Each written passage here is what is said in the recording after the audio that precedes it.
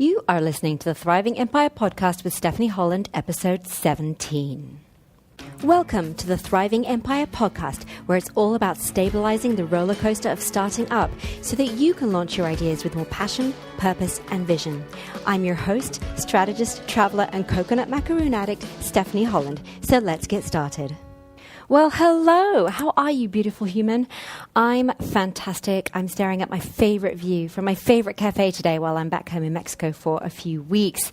Gosh darn it, I missed this place.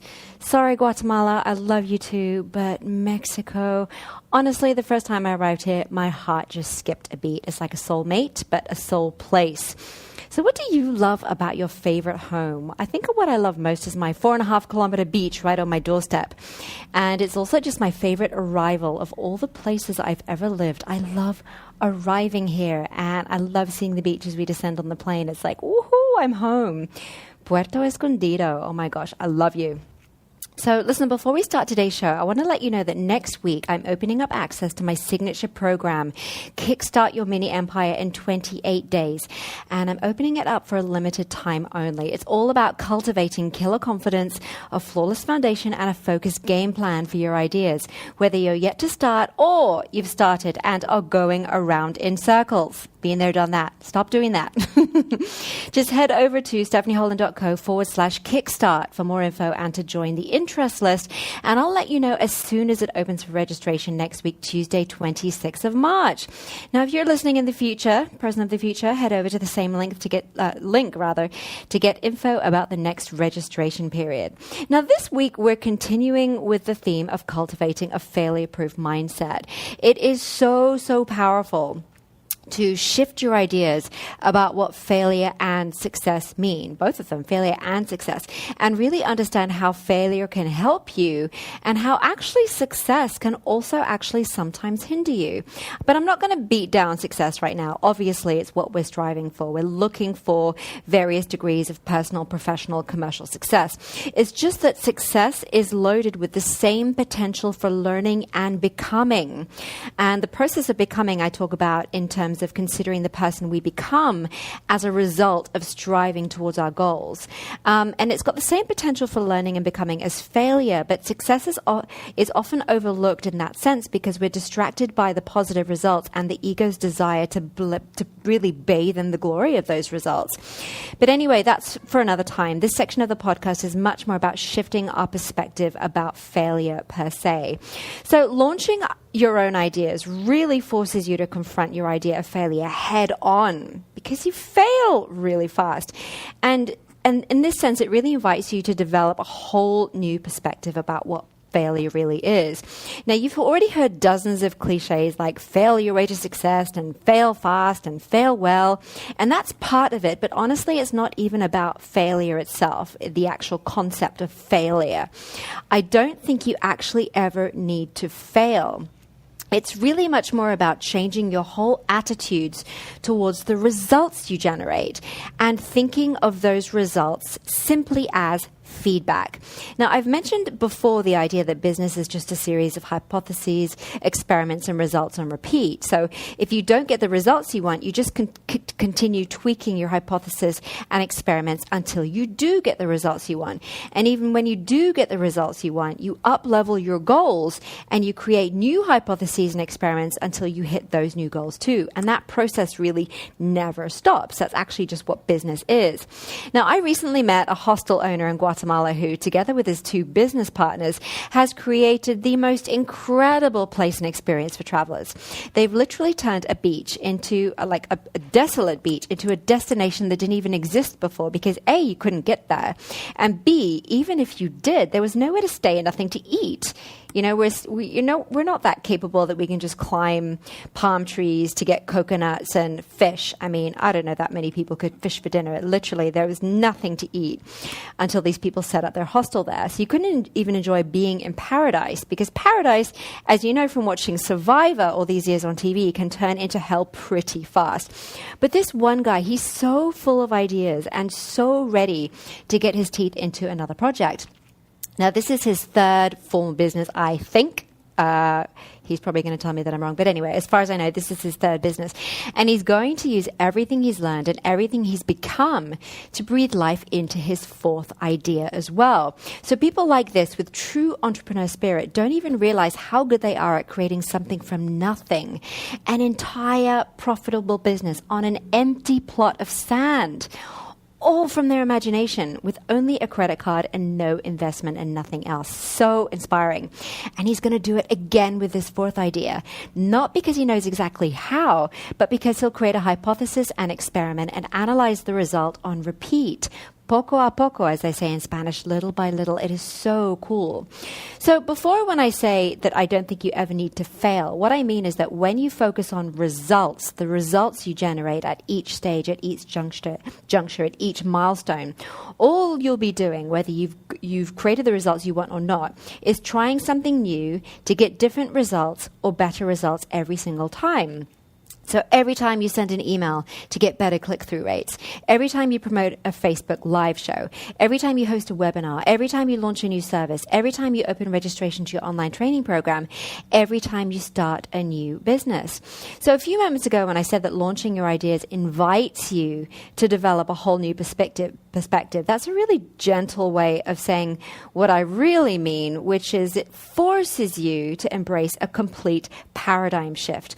Because if you keep thinking in terms of failure and success, your mental health can really spiral down the toilet very fast, the startup toilet, very fast, because you will fail very quickly, very fast, and frequently when you first start up. But when you start to embrace the idea that for every set of actions, you get a set of results or feedback, and when you analyze that feedback just to get new ideas or new actions or create new experiments for what to do next, then you've created an entrepreneurial mindset where failure is not even part of your vernacular. Because when you don't get the results you want, you just change your actions. You create a new hypothesis, generate a new set of experiments, and generate a new set of results. So even when you stop working on one business to start the next business, you take the whole sum of the results of your efforts, the entire body of learning and experience, and who you've become with you to the next idea or business. So incredible. So that idea or company that you consciously quit because you're excited about the next project has created a person who knows how to use results as feedback in order to progress onwards. Now, I really love this idea because it really liberates us from ever failing and being held back by the idea of defeat and that we haven't achieved what we set out to achieve. So let's talk about how to use your results as feedback in a really practical way. So take a recent project that you feel has failed, or even go back 5 or 10 years to a project or idea that failed, that stopped you from progressing on with entrepreneurship or business or anything that you really wanted to do. Maybe from writing your second book or creating your second course. Take something in the last 3 months or the last 5 to 10 years that stopped you from moving forward in that same trajectory. So let's, and then what we're going to do is talk about how you can use those results even now, 10 years on. So now there is a worksheet in the podcast pack that you can download in the show notes. Just head over to stephanieholland.co/17 to grab your copy if you don't have one. But here are the 7 questions that help you turn failure into feedback. 1, what was your original vision, goal, or target? Be really articulate here. 2, what did you do to create it? So here you want to list the steps and or the overall output. 3, what exact results did you generate? So list both qualitative and quantitative results. So qualitative might be feedback or testimonials from your clients or from your audience or from your customers. 4, what worked? 5, what didn't work? 6, what does this tell you about your approach, your plan, or your strategy, or your audience, etc.? 7, what can you do differently next time to create a more successful outcome or output or result? Now, using those questions, here's an example of how I used these exact questions to understand the feedback from my first book launch back in 2013. It was called Absolutely on Purpose, and it really kickstarted my entire entrepreneurial journey. So 1, what was my original vision, goal, or target? it? Well, it was quite big. It was to sell 100,000 copies of my first book. That's so funny. And to inspire an entire generation to live absolutely on purpose. Now, this is really funny and indicative of how we all start out with a very grand and very unrealistic goal. But you've got to remember that impossible goals, as I now call them, pull us far further forward than mediocre goals do. So don't stop dreaming big. It is so good to have these big, impossible goals. So number 2, what did I do to create it? Well, I self-published a 3-part sort of theory/workbook/storybook with 49 contributors from the global yoga community, and I published that to paperback and to Kindle on Amazon, and it took 18 months to create. Number 3, what results did I generate? Well, I was number 1 and number 2 in its respective Amazon categories in the first 2 weeks in the US and the UK, which was so cool. Thereafter, sales were very, very minimal. I've been getting a couple of weeks since then. And also, I received some incredible transformation stories from readers who did the work in the workbook of the section of the book, which was really cool. I'll tell you more about that in a minute. Number 4, what did work? Okay, so the transformational aspect of the book and the workbook I know worked because I received emails from readers telling me their stories of transformation. It was so cool. One guy quit his job to start his own cold pressed juice company. That was Sam DeBrun. You may recognize him. He's been on various shows of mine on Facebook Live, and I've interviewed him several times for behind the scenes of my courses as well. He's the creator of Karmic Cold Pressed Juice Company in Melbourne, Australia. And he's just had amazing success. And I know that reading the book was part of the reason why he quit management consulting and bit the bullet and started his own company, which is super cool. Another reader designed an entire yoga teacher training series around the workbook, which is really cool. And another reader just simply began writing haikus again as a way to recharge his creative energy. So I got some really powerful transformation stories. And I also got some excellent reviews from people I really admire and aspire to, like my favorite motivational strategist, Dr. John F. DeMartini, who really, through his series, The 7 Secret Treasures, is the first person who ever asked me, what do you really want? And set my life on a whole different trajectory.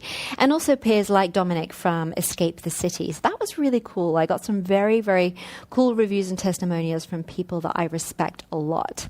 Question number 5, what didn't work? Okay, well, here's what really, really didn't work. I really relied on the contributors, the 49 contributors, to help me promote the book within their own communities as the core of my promotional and marketing strategy, which didn't work because this project wasn't as important to them as it was to me. To me, it was my everything. It was my whole raison d'être at the time. It was my reason for being, for living, for breathing. And for them, it was just another project because they had their own things that they were working on. So they didn't really help me promote it as I expected them to, and I was really disappointed by that. And also, just simply project managing contributions from 49 people was exhausting, and it took over a year to do that. So at the end of the project, I was really burnt out. I had no energy or desire left for marketing after I launched it. I was simply done with the project and then ready for the next new project. Number 6. What did this tell me about my approach, my strategy, my plan, my model, my audience, etc.? Now, what this really told me was that I don't need contributors to create content or promote it. I can create the content myself. I can promote it myself, and actually I should, and in a very strategic and structured way. So from now on, I will not invite other people to help me create or co-create the content. Also, the contributor community was the wrong audience for promotion and a really lame and lazy marketing strategy on my behalf. Young entrepreneurs and people who wanted to take action around their ideas were a much better audience to rally around my idea, and through their support and their own transformation stories, that would have been a better marketing strategy. And also, for every next project I started after that, I realized that I have to build in a time buffer between my creation registration, between the launch, and then between the solid, sustainable sales and marketing strategy so that I can regenerate my own energy and enthusiasm for the project.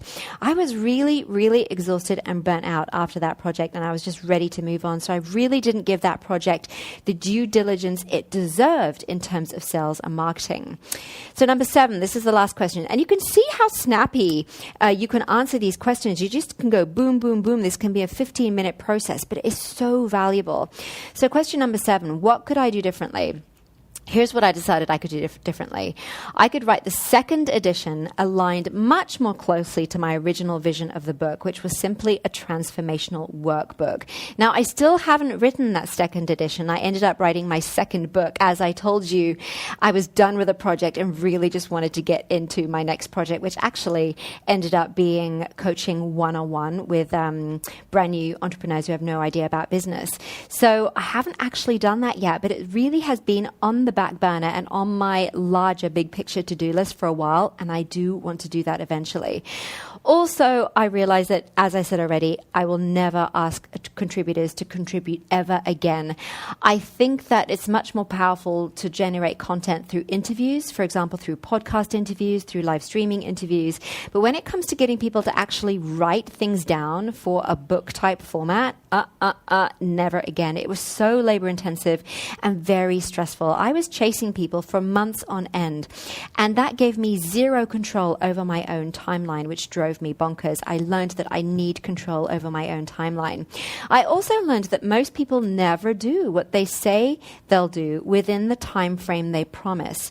So I want to make sure that I'm as self-sufficient as possible, especially when it comes to creating content, and that I use paid professionals where possible, because they do what they say they're going to do on time because they get paid. Also, when I relaunch, if I do a second edition, I'll do it with a much more organic grassroots marketing strategy and not rely, also I relied a lot on friends and family to help me promote it. So I will never do that again because friends and family are very rarely your target audience. I think it would be also nice to engage a launch strategist at some point in the future so I can focus on the creative side of my projects.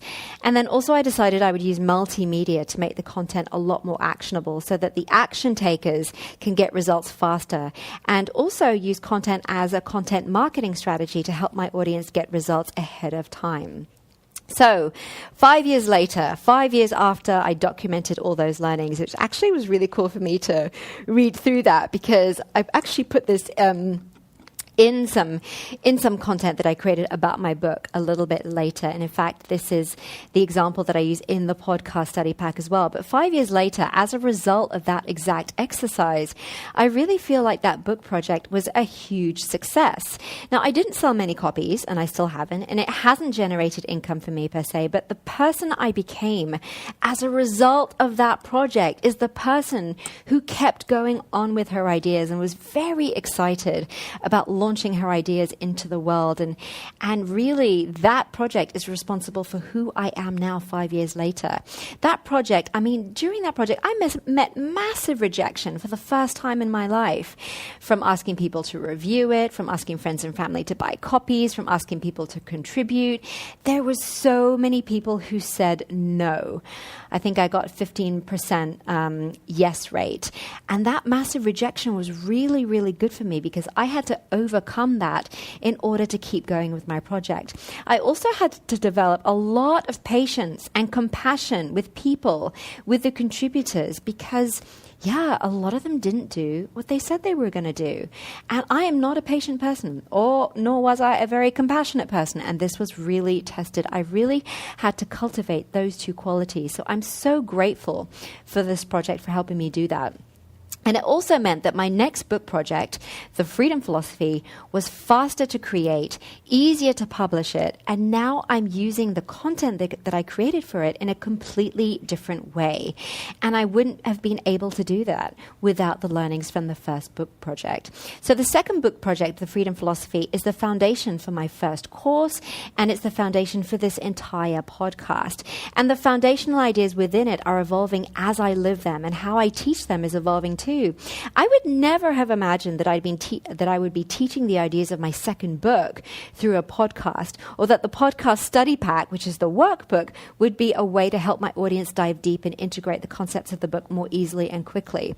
So listen, you and your ideas are constantly in a process of becoming. And every single idea, whether you perceive it as a success or a failure, is a complete success as part of the process of that, right? As part of the process of who you are becoming. Now, the results you get at each stage is just feedback. I cannot emphasize that strongly enough. The results you get at each stage is just feedback. And that feedback is like rocket fuel for either the next iteration of your idea or project, or the next idea or project, or the next project itself, or your next business and company. Failure is just feedback. It's such a beautiful thing. So remove failure from your vernacular and start talking about and using feedback instead. And notice that when you do this, notice how this changes the way you show up for all of it. Now, if you have the podcast study pack, you can dive right into worksheet 3.4 to turn the results of your latest project or a previous one from 5 or 10 years ago that stopped you from becoming who you're becoming into feedback for the next idea, project, or company that you start. Now, if you don't have the podcast study pack, I know you're panicking right now. Don't panic. You can grab the podcast pack I'm too excited to talk today. You can grab the podcast pack by heading over to the show notes at stephanieholland.co/17 and using the code podcast at checkout for 50% off. You're going to get the digital copy of the book, The Freedom Philosophy, the workbook with a worksheet for each podcast episode, the audiobook so you can listen on the go, and a ton of other resources, templates, and video lessons that I don't sell anywhere else. And don't forget to head over to stephanieholland.co/kickstart to sign up to hear more about Kickstart Your Mini Empire in 28 days. Registration opens next week. Have an amazing week, my beautiful human. Bye.